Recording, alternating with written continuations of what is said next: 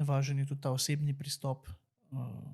Vsi zaposleni me lahko dobijo kadarkoli, za karkoli, za pogovor, za pomoč, za ono, za tretje, za nasvet, praktično za kaj.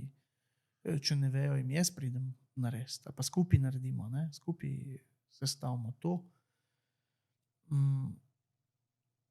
Kaj bistvo je, da nekako, da se zavedamo, da smo vsi v isti ekipi, da če on ne bo naredil ali pa slabo naredil, da bo pol njegov sodelavec ali pa jaz mogel za njim popravljati, ne? Da moramo narediti, predati in šele takrat se lahko zadeva, a ne, poračuna, da če jaz ne bom mogel zadev poračunati, tudi oni ne bojo mogli dobiti svoje plače, a ne.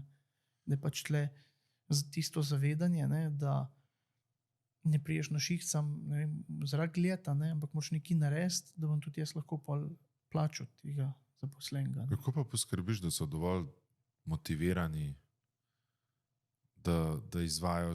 Prej si kazal fotografije z enega objekta, ki so prečudoviti izdelka, ne?